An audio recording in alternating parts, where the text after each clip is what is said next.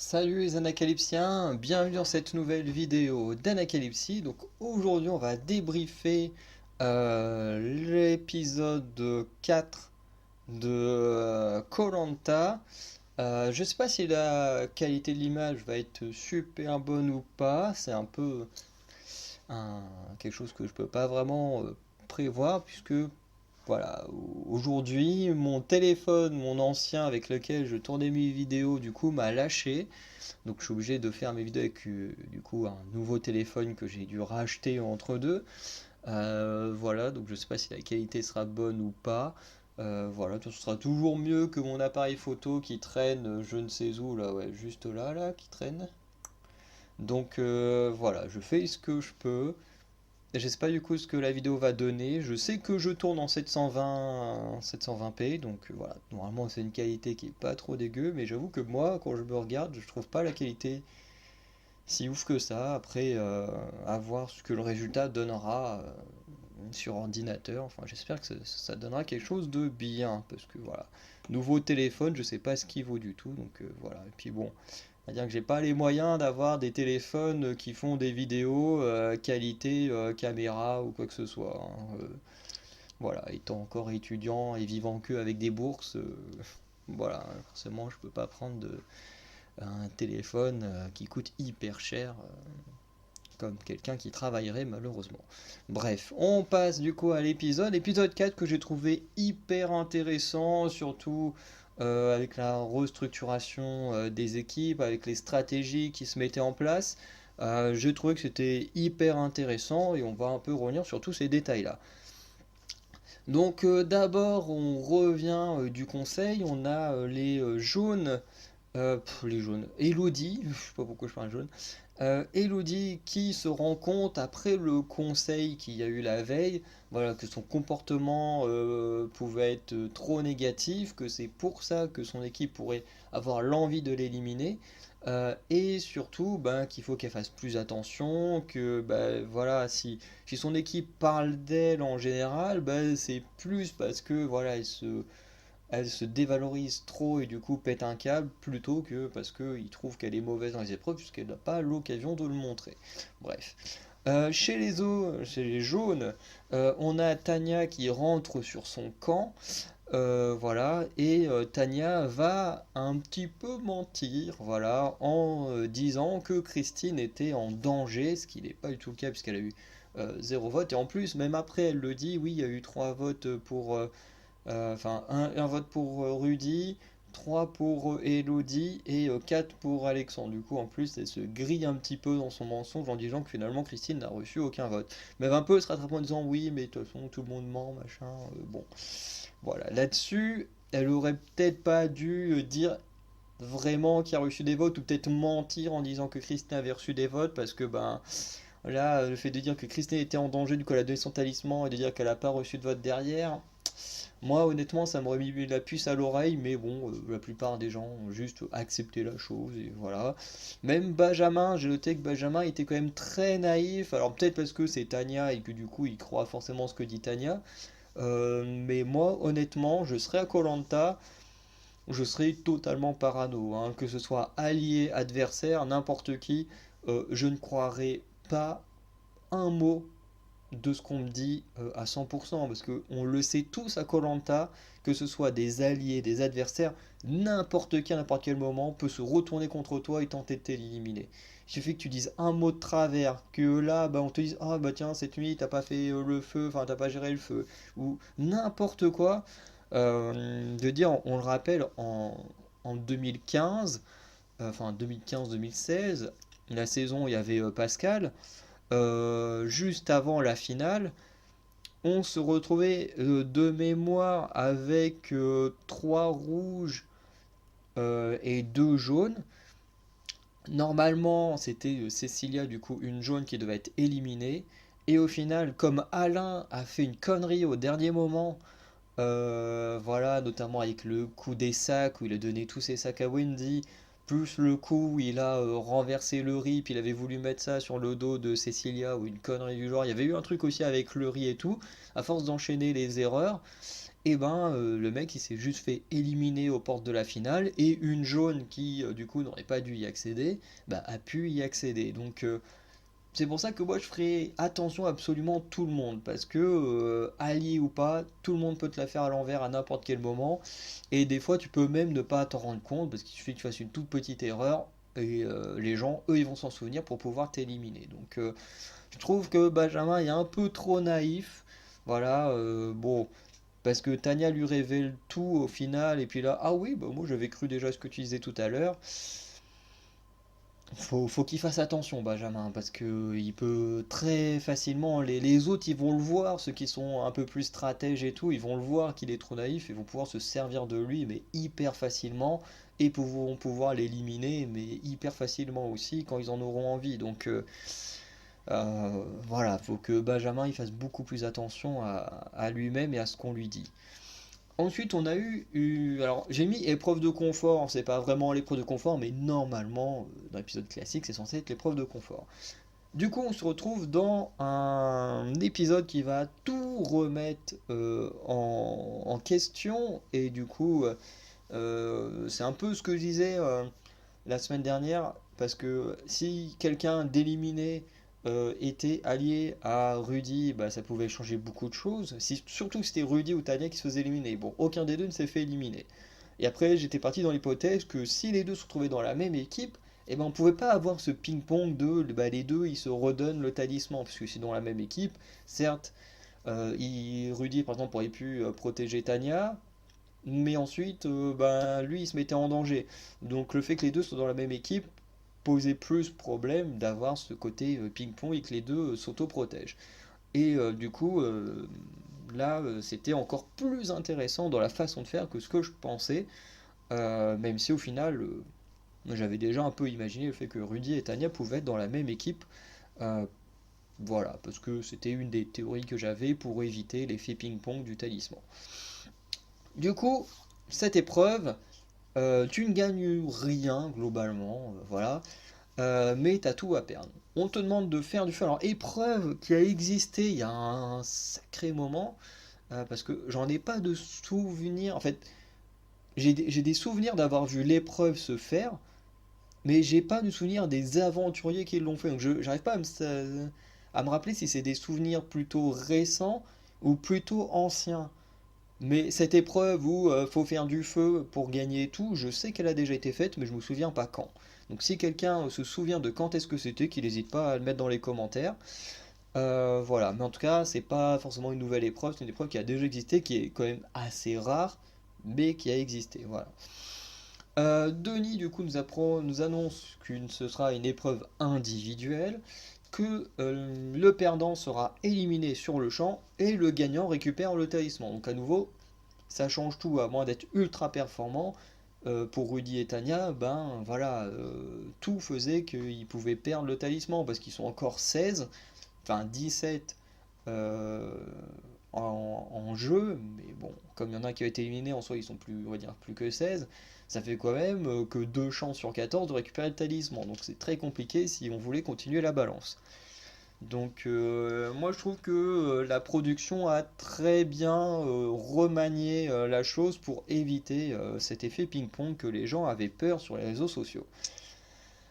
Euh, du coup, voilà, Gilles va remporter l'épreuve hyper rapidement, hein, on ne sait pas combien de temps l'épreuve a duré, mais tu as l'impression qu'en quelques minutes, il a réussi à faire son feu. Ce qui est assez étonnant, vous allez voir, c'est que le top 5, juste noter le top 5, c'était que des jaunes. Donc le top 5, on a Gilles, Clémence, Tania, Grace, Nicolas.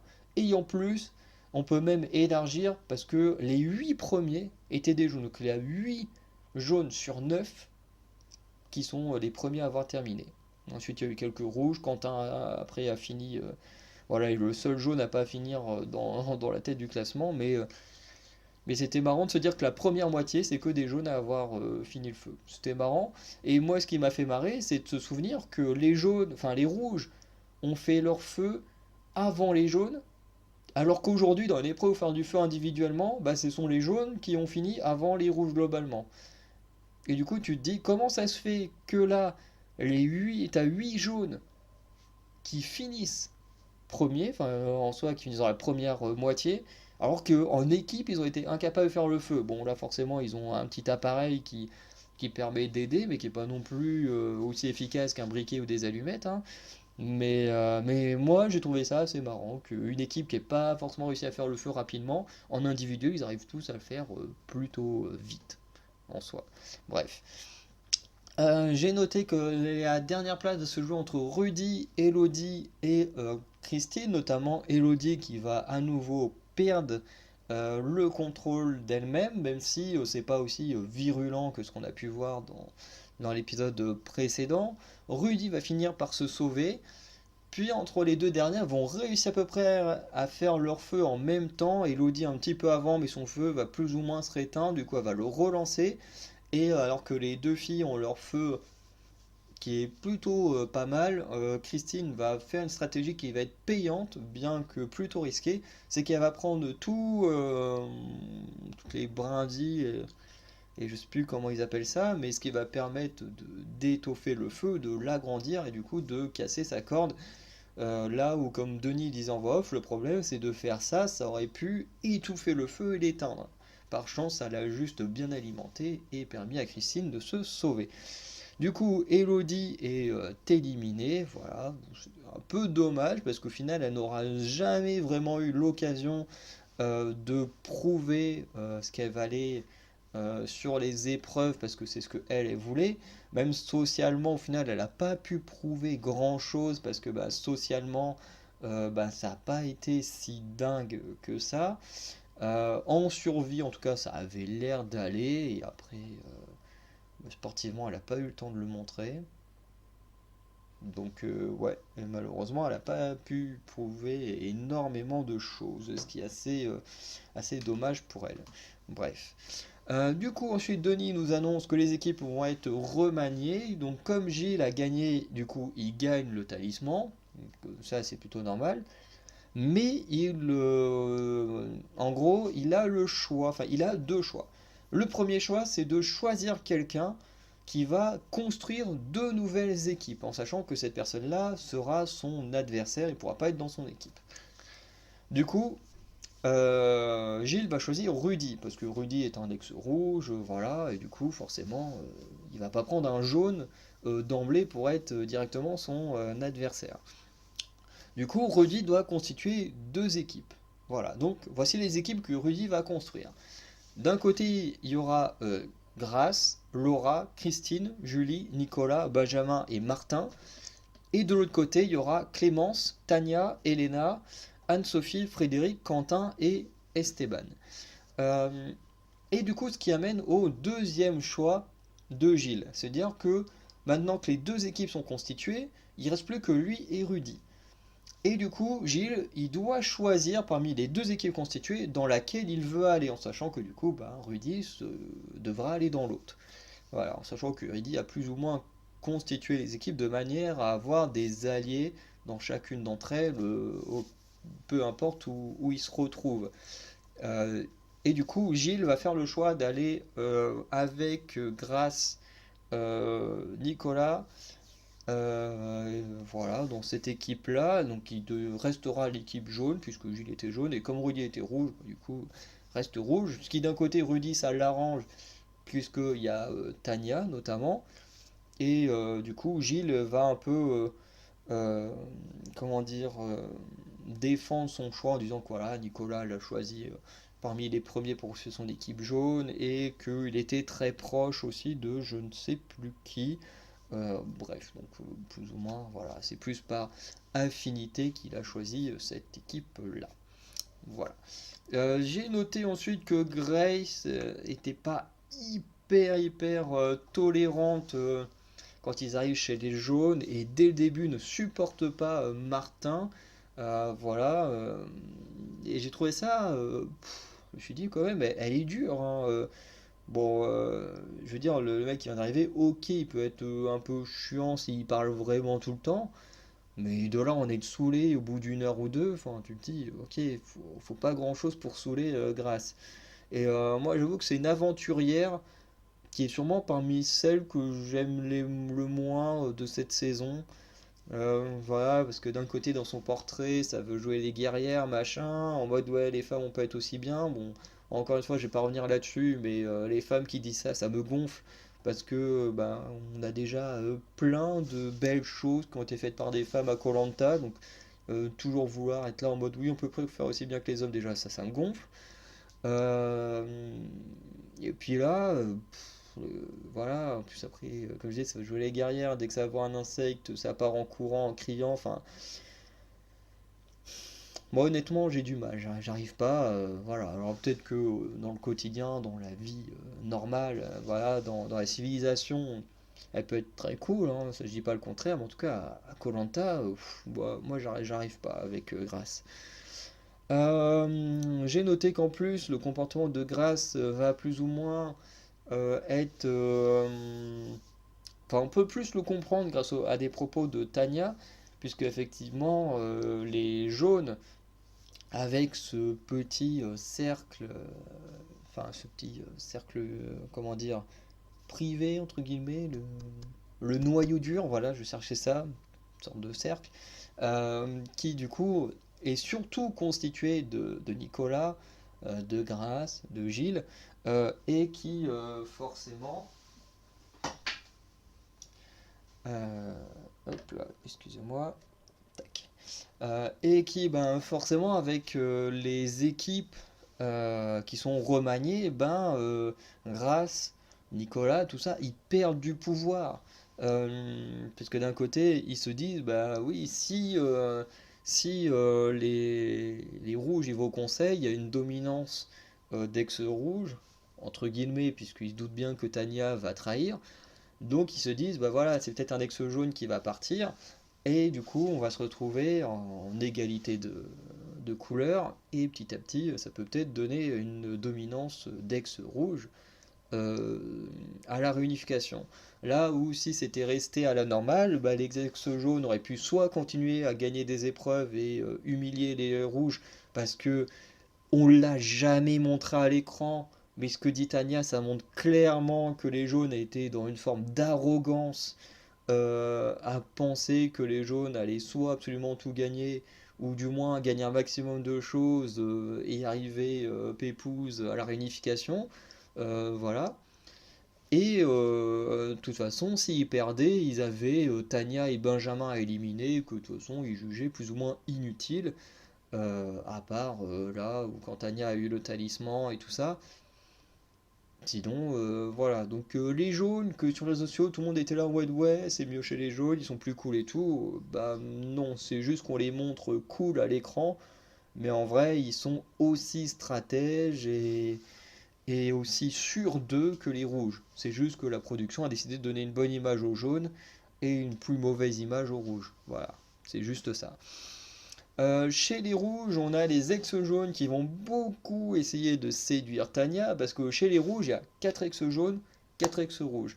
Et les ex-jaunes, ils savent très bien que Tanya et Rudy s'entendent très bien. Donc, bah, ils doivent faire en sorte de ramener Tanya du côté bah, des ex-jaunes. De la garder avec eux en 4 contre 4, d'essayer de ramener une ex-rouge, pour essayer d'éliminer quelqu'un. Et du coup, on a Clémence qui va tenter en disant qu'elle a peur qu'elle devienne rouge, machin. Bon, tu te dis, tu étais prête à l'éliminer il y a quelques jours, et maintenant, voilà, tu vas absolument l'avoir dans ton équipe. Bref, voilà. Rudy, entre deux, il découvre une arme secrète. Alors, on n'a pas trop vu comment il l'a découvert, hein.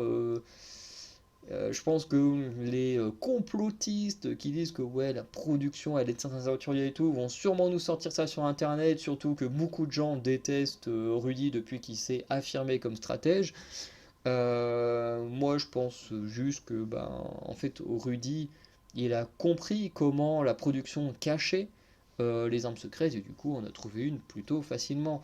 Et honnêtement, je vais à koh, je dois chercher une arme secrète. Mais je ferai pas partie de ceux qui sont là à ratisser toute l'herbe. C'est hyper logique que la production va pas foutre ça comme ça, allez hop, on jette dans l'herbe, dans un buisson, et puis hop. C'est hyper logique, ils vont les cacher dans des rochers, comme là où l'a trouvé Rudy. Tous les ans, t'en as un qui est caché dans un rocher. c'est hyper logique, tu vas en avoir un caché dans les arbres, quasiment tous les ans t'en as un qui est caché dans les arbres, enfin bref, si tu suis vraiment bien koh, tu sais où cachent en général la production, leurs âmes secrètes ou leurs colis. C'est toujours dans le même type d'endroit. Donc tu as juste à scruter ton île, à essayer de trouver ces types d'endroits, et tu as beaucoup plus de chances et moins d'énergie à perdre en cherchant dans ces endroits typiques où la production met toujours les colliers, plutôt qu'en ratissant mètre par mètre carré l'île. Parce que tu perds du temps, ça n'a aucun sens, parce que bah, la production va pas jeter juste ça comme ça dans l'herbe. Bref. Voilà, les complotistes vont dire que Rudy a été favorisé, et moi je pense que Rudy est juste aussi malin que moi, et s'il a vu et que c'est un vrai fan de koh, il sait très bien que ben, la production met toujours les colliers et les armes dans les mêmes types d'endroits, et qu'il a juste été assez intelligent pour utiliser cette information et trouver une arme secrète. Bref. Et du coup, son arme secrète, c'est le détournement. Donc, il possède deux voix. Donc, une voix à lui et une voix qu'il vole à quelqu'un d'autre. Voilà. Du coup, il va en parler à Esteban. Et Esteban qui va faire l'erreur, entre guillemets, d'en parler à Anne-Sophie. Parce que je pense que si Esteban en avait pas parlé à Anne-Sophie, euh, ou que Rudy était beaucoup trop confiant avec son arme secrète, je pense que ça n'aurait pas donné de comment dire, la puce à l'oreille à Elena notamment, sur le fait qu'une arme secrète a pu être trouvée par Rudy, et du coup bah, que tout le monde se retourne contre Tanya en fait. Donc, euh, donc voilà, je pense que bah, il y a eu un petit souci là-dessus qui a été mal joué de la part de Rudy et Esteban. S'ils voulaient vraiment une index jaune, ils auraient mieux fait de tout garder juste pour eux. Ou dans le cas de Rudy, d'être beaucoup moins confiant, parce que ça c'est son problème à Rudy, c'est qu'il est beaucoup trop confiant à certains moments, alors qu'il le faut pas. C'est très très bien d'être confiant, mais là il fallait pas, parce qu'il a été tellement confiant qu'il pouvait gagner sur les votes, bah, qu'en fait il a mis la puce à l'oreille aux autres que bah, il y avait forcément une arme secrète ou un truc comme ça. Parce que comme le dit Elena en plus, il dit c'est logique qu'il ait une arme secrète ou un truc comme ça, parce que si on fait les votes, parce que c'est la stratégie de Rudy s'il faut aller au vote, ils disent bah, en gros trois voix, enfin ils disent aux filles Anne-Sophie, Elena, Tania, vous votez Clémence ou Quentin, je sais plus qui. Donc ça fait trois voix. Rudy fait moi et Esteban, on vote Clémence. Hop là. Et du coup, les trois autres ex-jaunes, ils vont voter contre un d'entre nous. Et il fait, quoi qu'il arrive, de toute façon, ça fait une égalité, même si Gilles, il protège quelqu'un, ça fait une égalité. Ça dit pas que ça va faire une égalité, mais au moment, il fait, de toute façon, on va s'en sortir. Et Elena, elle se dit, oui, mais c'est complètement con, parce que ça va forcément faire une égalité, il va y avoir un 3-3 à un moment donné. Et Rudy fait, non, mais t'inquiète pas, on va s'en sortir, machin. Et tout de suite, bah voilà, beaucoup trop confiant de pouvoir gagner les votes, et bah voilà, ça joue en sa défaveur. Parce que bah, forcément, son âme secrète, elle va supprimer une voix à quelqu'un, ce qui fait que du coup, les ex-jaunes, au lieu de voter à 3 ils votent qu'à 2.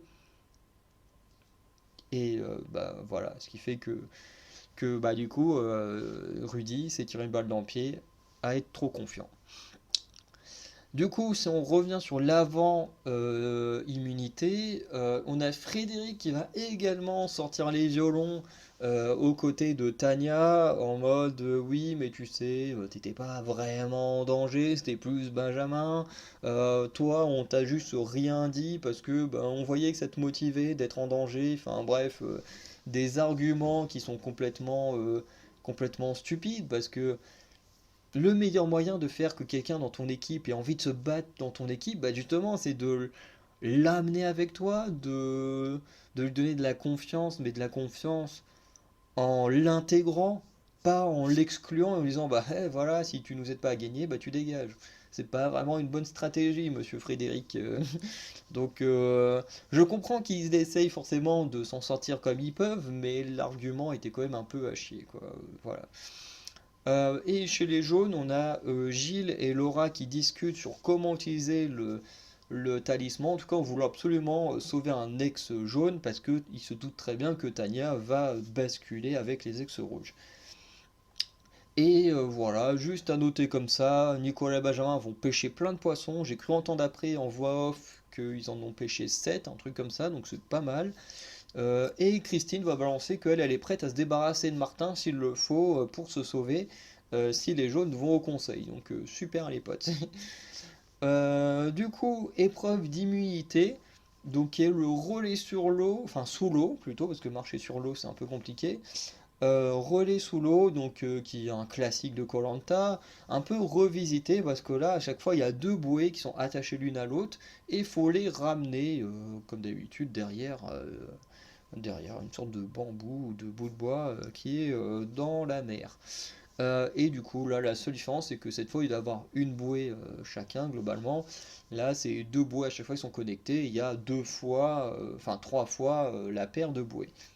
Donc, voilà. Du coup, les jaunes vont clairement prendre l'avantage en ramenant en premier la première paire de bouées. Ensuite, alors je dis les bouées, c'est pour pas.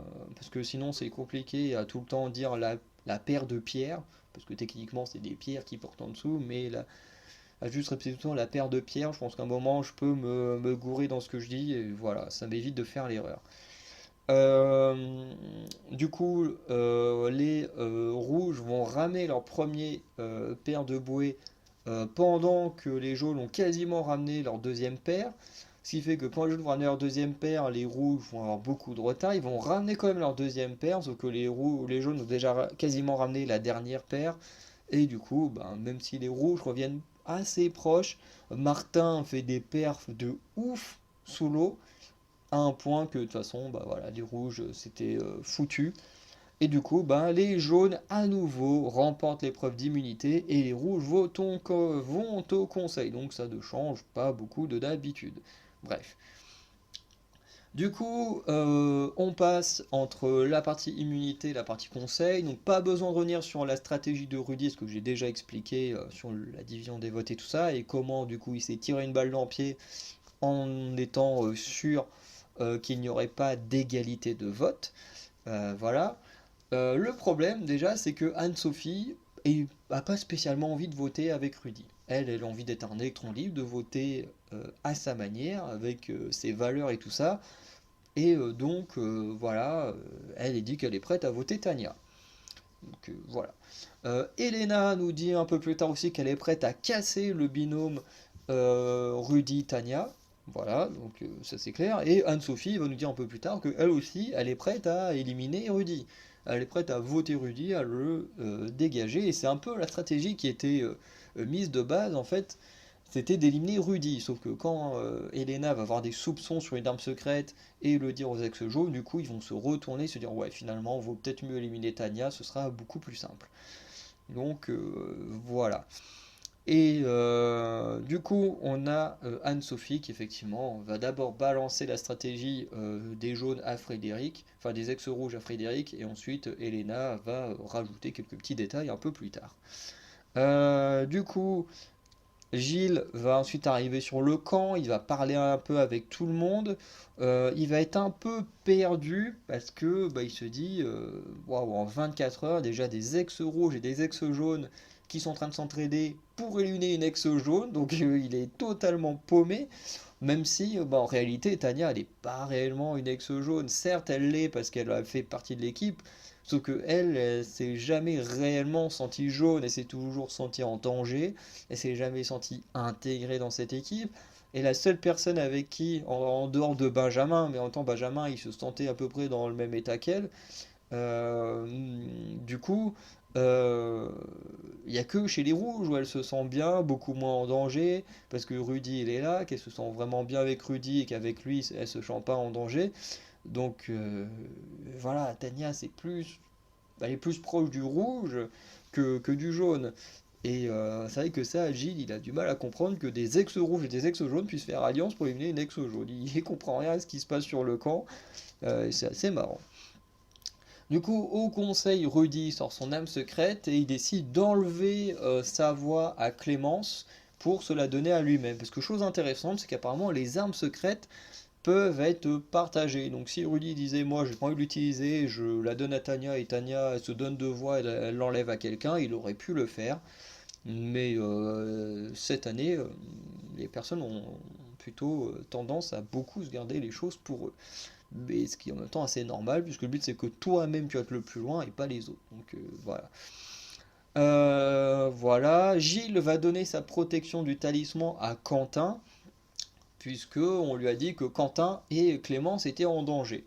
Parce que voilà, et puis même si on lui a parlé de la stratégie d'éliminer Tanya entre ex rouge et ex jaune, ben voilà, il se dit en même temps, si on me dit pas la vérité, en même temps c'est Quentin ou Clémence qui s'en va, donc il décide de le donner à Quentin. Du coup, au résultat des votes, on a deux voix contre Clémence, donc qui sont les deux voix de Rudy, donc sa voix qu'il a volée à Clémence et la sienne, une voix contre Quentin, donc ça qui est la voix de Tanya, donc ce sont les deux seuls à avoir suivi la stratégie, et ensuite on a cinq voix contre Tanya, donc euh, Esteban, chose qui m'a le plus étonné, Esteban, qui a l'air d'être l'un des plus proches alliés de Rudy, du coup, qui vole contre Tanya, donc pas forcément ce que voulait Rudy à la base, donc c'est assez étonnant. Ou à moins que Rudy se soit étonné de quelque chose à la fin, et qu'il se soit retourné, mais qu'il veut pas trop le montrer, et du coup qu'il est resté dans sa stratégie en sachant que Tanya allait être éliminée, on sait pas trop, mais en tout cas j'ai été étonné que Esteban ait voté contre Tanya.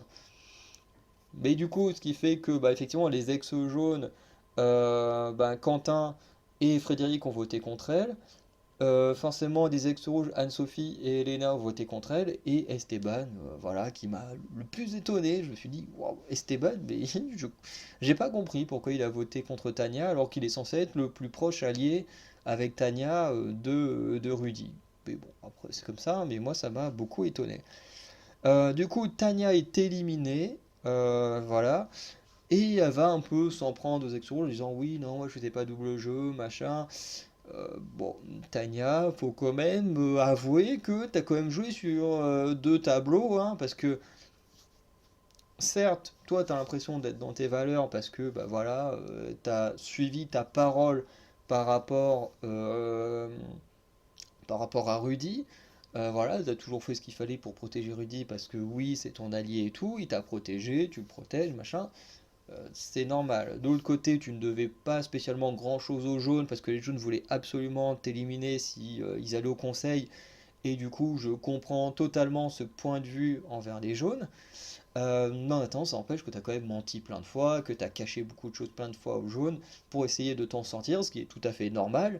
Mais ce qui reste de la stratégie, et que du coup, ben, quand même, tu as dû jouer sur deux tableaux pour t'en sortir. Donc, j'ai pas trop aimé le fait qu'elle essaye un peu de se dépatouiller en mode voilà, oh non, j'ai pas fait double jeu et tout, alors que bah, si elle a joué double jeu, et ce serait mieux voilà, de l'accepter qu'elle a été quand même pas mal stratège, surtout à partir du moment où elle a eu le talisman en main et qu'ensuite elle atterrit dans cette nouvelle équipe rouge.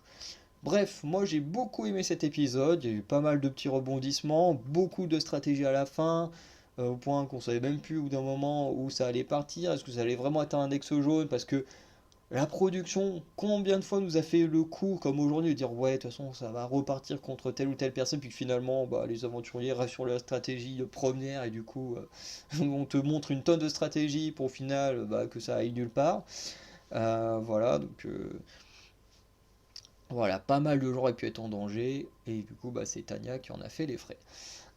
Du coup, voilà, j'ai pas plus de choses à vous dire. N'hésitez pas à me dire ce que vous avez pensé de cet épisode, si vous l'avez aimé ou pas aimé, ce que vous avez pensé un peu de tout ce qui s'est passé. Voilà. Et sinon, n'hésitez pas le dimanche à checker la partie onglet communauté où vous aurez à partir de maintenant, tous les dimanches, une liste des vidéos sorties pendant la semaine sur toutes mes chaînes. Donc forcément, vous aurez dans la liste là, cette vidéo-là que vous regardez, la vidéo de Pékin Express, et vous aurez également toutes les autres que j'aurai fait cette semaine. Enfin, que j'aurai fait ou programmé qui sont sorties cette semaine. Voilà. Donc sinon, je vous souhaite une bonne journée et une bonne soirée, et je vous dis à très bientôt pour de nouvelles vidéos. Ciao.